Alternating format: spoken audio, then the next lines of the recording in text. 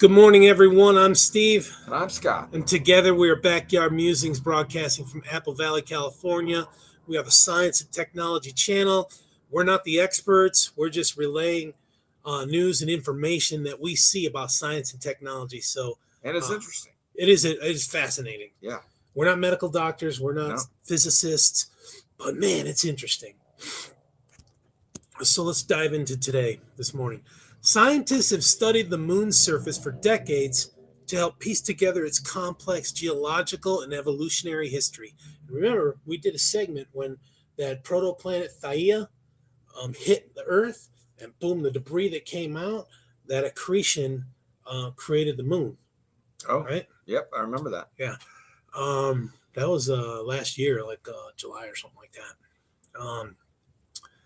Evidence from the lunar Maria, dark, flat areas on the moon filled with solidified lava, suggests that the moon experienced significant compression in its distant past.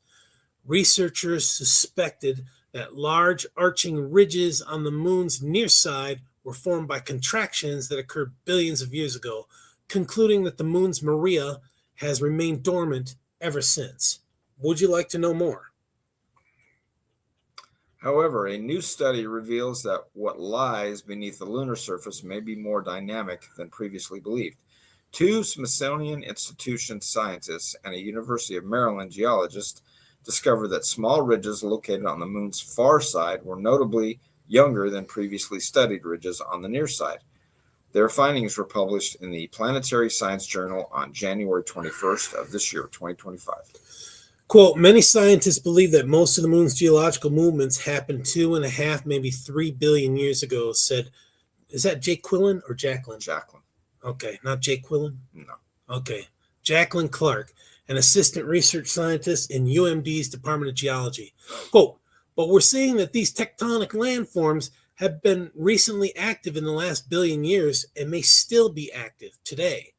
These small mare ridges seem to have formed within the last 200 million years or so, which is relatively recent considering the moon's timescale, end quote. Using advanced mapping and modeling techniques, the team found 266 previously unknown small ridges on the moon's far side. The ridges typically appeared in groups of 10 to 40 in volcanic regions that likely formed 3.2 to 3.6 billion years ago in narrow areas where there may be underlying weaknesses in the moon's surface, according to the researchers. To estimate the age of these small ridges, the researchers used a technique called crater counting. They found that the ridges were notably younger than the other features in their surroundings. So fascinating. Yeah, so I would point out that on my telescope, when I shine it up at the moon during full moons, if you go to the edge, on mine, I can see the ridges on the moon. On the outer. Yeah, you can actually see the ridges. It's definitely got elevation changes to it. It's not just a round ball. I wonder if you took a telescope up there and put it on the Earth and to see if you can see. I doubt because of the atmosphere. You probably just see the atmosphere. I don't know that you see ridges. I've got some old pictures from when they were on the moon and they took of the Earth. That wasn't shot in a soundstage? Apollo, and then also, no, it was not. It was for real? Yeah, okay. From some of the Apollo missions, and then also some of the unmanned satellite missions. So I'll see if I can dig those out, bring them in. This is mine? Yeah. Quote, essentially, the more craters a surface has, the older it is. The surface has more time to accumulate more craters, Clark explained. After counting the craters around these small ridges and seeing that some of the ridges cut through existing impact craters, we believe these landforms were tectonically active in the last 160 million years. I don't know how they put that number on it. Yeah. Interestingly, Clark noted that the far side ridges were similar in structure to ones found on the moon's near side, which suggests that both were created by the same force, likely a combination of the moon's gradual shrinking and shifts in the lunar orbit. The Apollo missions detected shallow moonquakes decades ago. The new findings suggest that these small ridges might be related to similar seismic activity. Learning more about the evolution of the lunar surface could have important implications for the logistics of future moon That's fascinating. missions. Yeah, They found moonquakes. They discovered moonquakes. Crazy. Yeah. I did not know that. Yeah, we definitely need to go back there. Yeah, we at need least to put a land. base there so we can, Yeah. launch off to Mars. More frequently land there and study and stuff. So long term, I'm sure there'll be people that would be interested in doing that, right? Yeah, I'm sure of course. Yeah, Yeah. scientists. Yeah.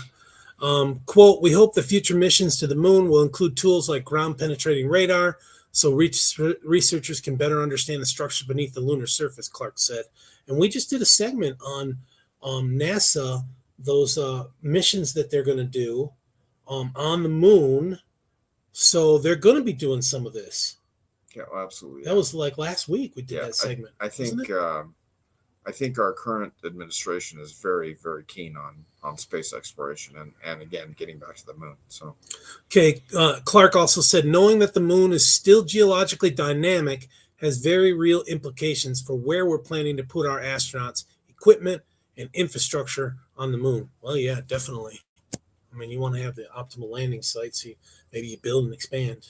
right. Well, I mean, they've got to still have all that data that they acquired in the of course, the late 50s, early 60s, yeah, into the 70s. So, and still, I'm sure they're still taking snapshots of that every time they go by there. So, but yeah, fascinating stuff. I'm all about it. So, just as an aside, I'd point out that Apple TV has a series called For All Mankind, and it's fiction, of course, and it's about an alternate reality where the Soviets were not defeated in 1989, right? And they just still kept going. There was a space race to the moon, and then they landed on the moon, put their flag, and then we established a base on the moon. They established a base on the moon. We do joint stuff together, and now it's pushing out to Mars. Fictional. Yeah. It's like an alternate reality, and it's really interesting. The stuff that we're seeing here.